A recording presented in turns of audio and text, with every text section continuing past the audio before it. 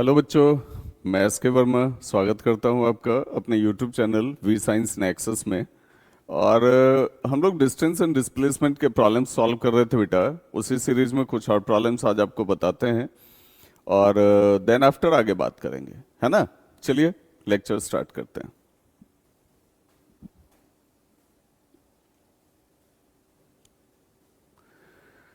अब देखो बेटा, यहाँ अगला प्रॉब्लम है। A man travels a distance of 10 meter towards south. East west north south समझते हो क्या? देख लो बेटा,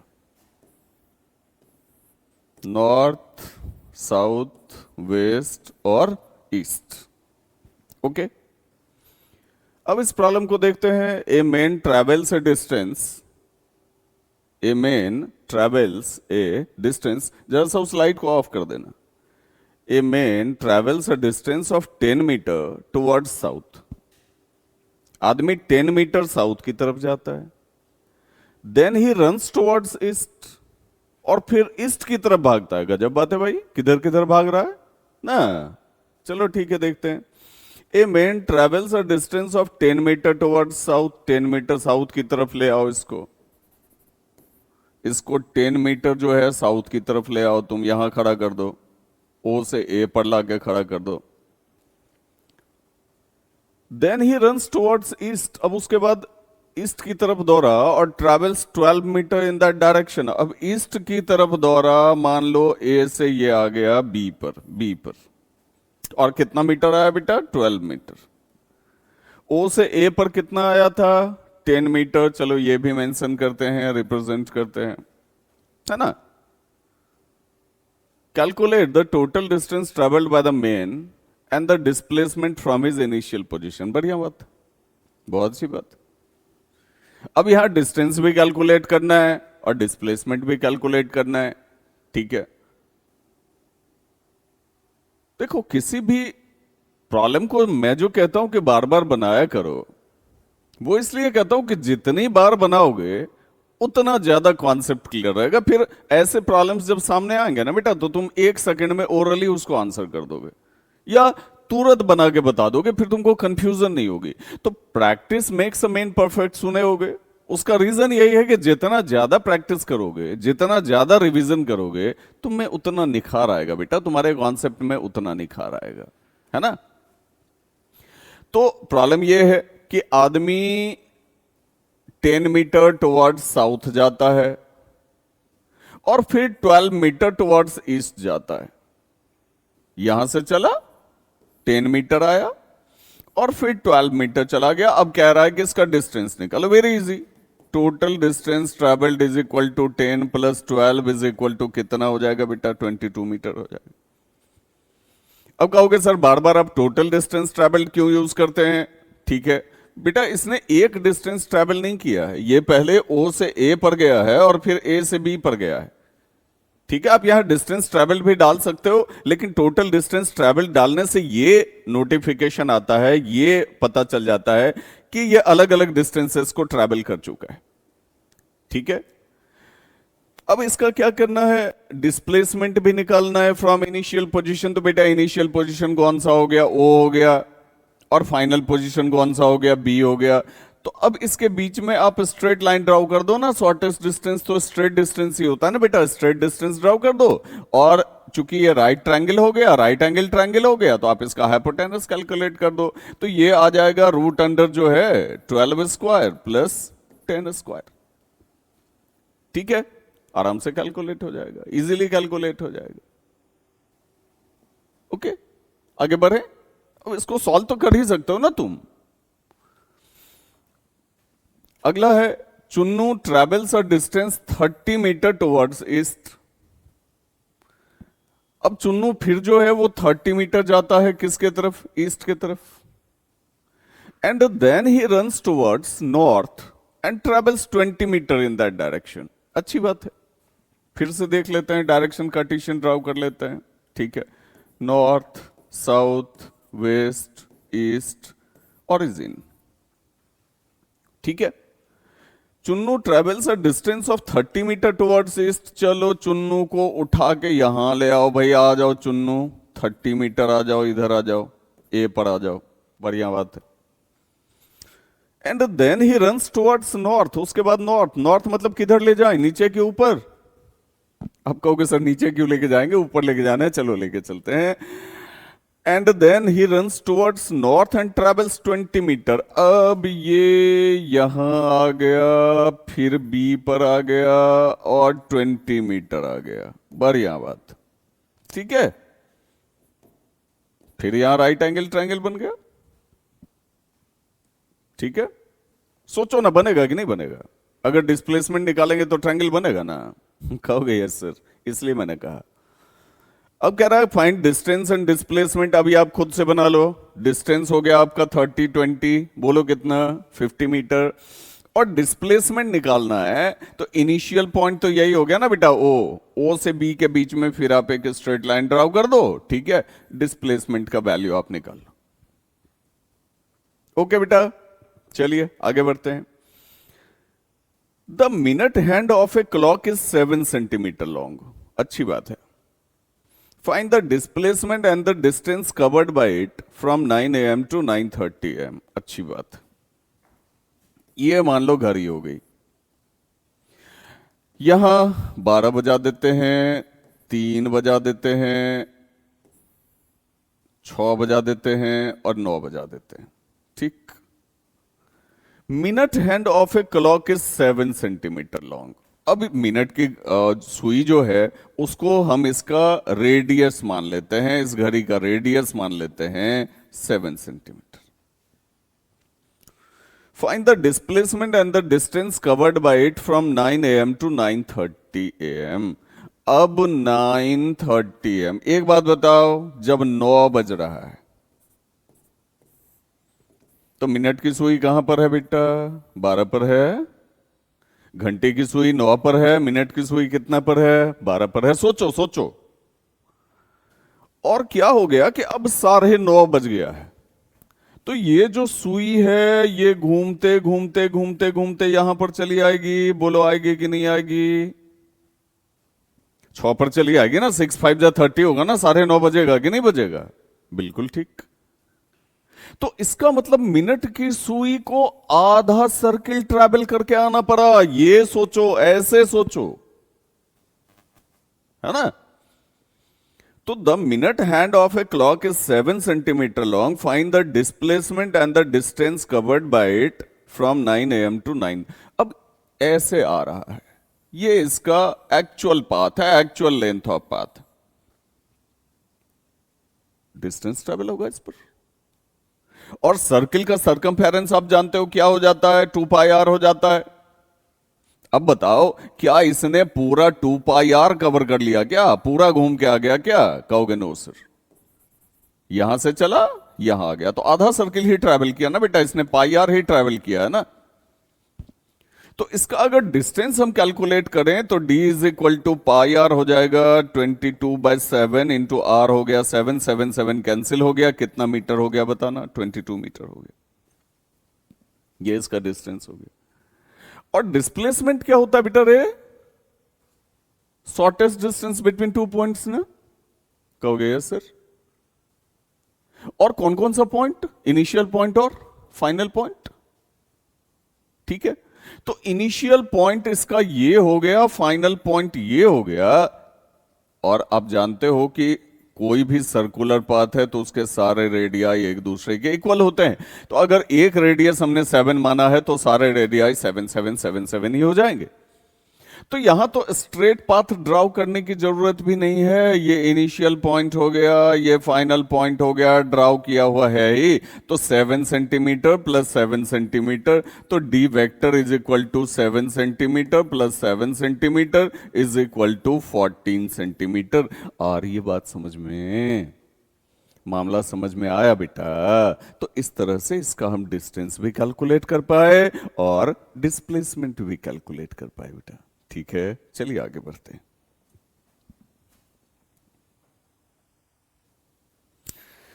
अब देखो, जिस चीज के लिए हम लोग बात कर रहे थे, scalar physical quantities and vector physical quantities, ठीक है। देख लो, इसको अच्छी तरह से सीख लो, क्योंकि इसकी जरूरत पूरे फिजिक्स में पड़ने वाली है बेटा, है ना। और मैंने पहले ही लेक्चर में कहा था कि मोशन की जरूरत पूरे फिजिक्स में है, 9th के पूरे फिजिक्स में है और 11th में है ना। 11th में तो खैर इसका रोल ही जो है वो स्पेशल हो जाता है। इसीलिए बहुत ईमानदारी से पढ़ो, एक एक कॉन्सेप्ट को समझ के पढ़ो, प्रैक्टिस ज्यादा से ज्यादा करो, कॉन्सेप्ट क्लैरिटी रखो, है ना। देखो, सबसे पहली बात ये हो गई कि भाई फिजिकल क्वांटिटीज स्केलर भी हो सकता है, वेक्टर भी हो सकता है। बढ़िया बात। तो पहली बात तो ये हो जाएगी ना कि फिजिकल क्वांटिटी कहेंगे किसको, क्या? अगर मान लो हमको फिजिकल क्वांटिटी पता ही नहीं है तो स्केलर क्वांटिटी क्या, वेक्टर फिजिकल क्वांटिटी क्या, है ना। बच्चे का जन्म ही नहीं हुआ है तो स्कूल जाना क्या और शादी होना क्या। जन्म होगा, बड़ा होगा, स्कूल जाएगा और बड़ा होगा, कहीं ना कहीं नौकरी वगैरह कर लेगा भाई, ठीक है, तो फिर शादी भी हो जाएगी, है ना। तो जब जन्म होगा तब तो in the same way physical quantity समझेंगे तब तो स्केलर और वेक्टर करेंगे उसको, ठीक है। तो समझो फिजिकल क्वांटिटी क्या है। ए physical quantity is something that can be objectively measured and described using numbers and units, ठीक है, जिसको मेजर किया जा सकता है और नंबर्स में और यूनिट्स में रिप्रेजेंट किया जा सकता है। फिजिक्स में हर वो क्वांटिटी फिजिकल क्वांटिटी होती है। जैसे मान लो आप लिखते हो, आपको मैंने कहा कि बेटा ऐसा करना, तुम 7 किलोग्राम जो है वो चीनी ले आना बाजार से, 7 kg शुगर। ले आए, तुम ले आए, बढ़िया बात है, अच्छा किए। तो अब 7 kg जो शुगर तुम ले आए, तो इसमें क्या है, इसमें एक नंबर है और एक यूनिट भी है। ये ऐसा यूनिट है ना बेटा, पढ़े होगे तुम, किस चीज का ऐसा यूनिट है, मास का ऐसा यूनिट है। मास का ऐसा यूनिट किलोग्राम होता है बेटा, मास का ऐसा यूनिट किलोग्राम होता है and symbolically it is represented as KG. तो a physical quantity is something that can be objectively measure, जिसका मेजरमेंट हो सकता है और उसको हम डिस्क्राइब भी कर सकते हैं नंबर में और यूनिट में। और ये नंबर जो है ये साइज दिखाता है किसी भी यूनिट का, इसलिए इसको मैग्नीट्यूड भी कहा जाता है, ठीक है। चलो इसको भी देख ही लेते हैं, मैग्नीट्यूड क्या है। तो द साइज और amount of A physical quantity is called magnitude. इस फिजिकल क्वांटिटी को कितना साइज प्रोवाइड कर रहे हो तुम।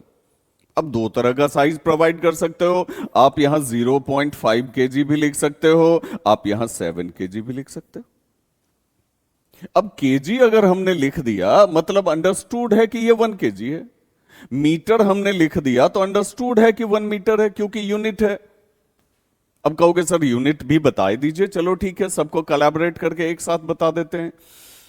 A standard reference quantity used to measure and express physical quantities। Physical quantity को मेजर करने के लिए जिस स्टैंडर्ड रेफरेंस की जरूरत होती है, जो फिजिक्स ने डिसाइड किया हुआ है, जैसे लेंथ के लिए रेफरेंस है मीटर, मास के लिए रेफरेंस है किलोग्राम, टाइम के लिए है सेकेंड, है ना।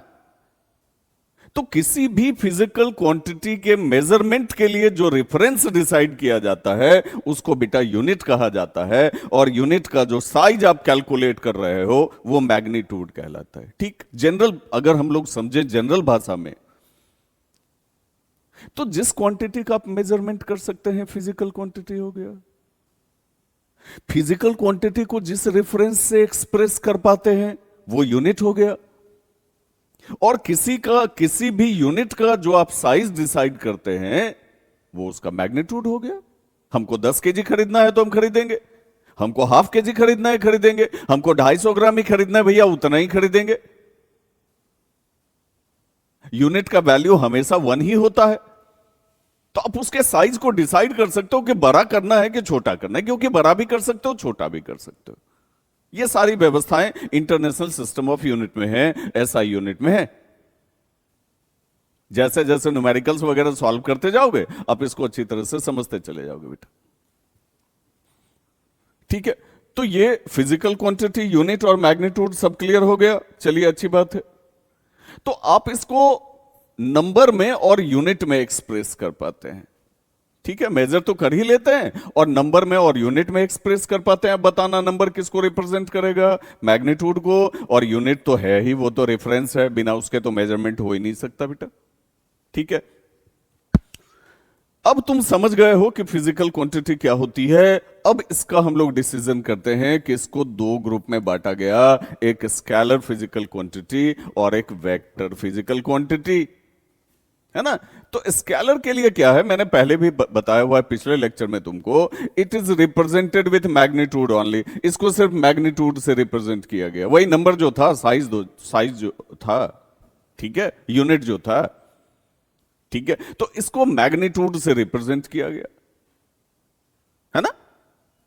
जैसे मान लो कि हमने पहले भी तुम्हारे लिए लिखा हुआ है कि जैसे मान लो हमने 5 kg लिख दिया, तो ये इसका मैग्नीट्यूड हो गया, ये इसका वैल्यू हो गया। ठीक है, यूनिट का जो साइज है वो मैग्नीट्यूड कहलाता है, मैंने 5 गुना बढ़ा दिया, ये इसका मैग्नीट्यूड हो गया।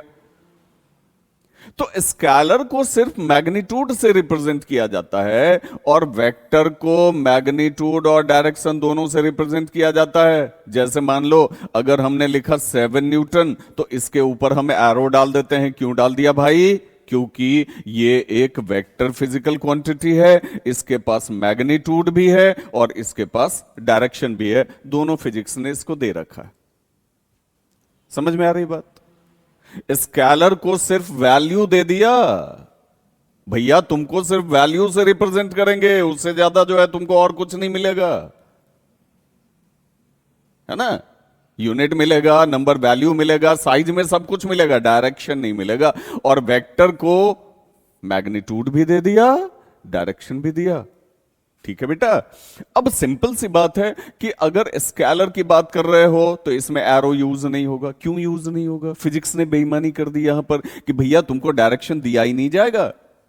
जब कभी भी बात होगी कि मैं 4 किलोमीटर जा रहा हूं तो ये स्केलर हो जाएगा, स्केलर हो जाएगा। और जब बात होगी कि मैं 4 किलोमीटर वेस्ट डायरेक्शन में जा रहा हूं तो ये वेक्टर हो जाएगा। क्यों? क्योंकि यहां मैग्नीट्यूड प्रोवाइड किया गया है, यहां मैग्नीट्यूड और डायरेक्शन दोनों प्रोवाइड किया गया है। तो स्केलर में डायरेक्शन दिया ही नहीं, इसलिए एरो यूज नहीं होगा। और वेक्टर की अगर बात करें तो इसको डायरेक्शन दिया, इसलिए एरो यूज होगा। Okay. Change in a scalar physical quantity depends upon change in its magnitude. हां, बात भी सही है, मैग्नीट्यूड ही है ही इसको।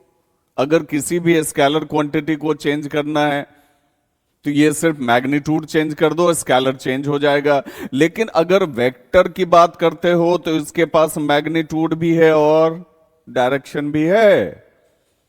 तो इसको चेंज करने के लिए या तो तुम मैग्नीट्यूड चेंज कर सकते हो, या डायरेक्शन चेंज कर सकते हो, या दोनों चेंज कर सकते हो। इसके पास बहुत सारी फैसिलिटीज है।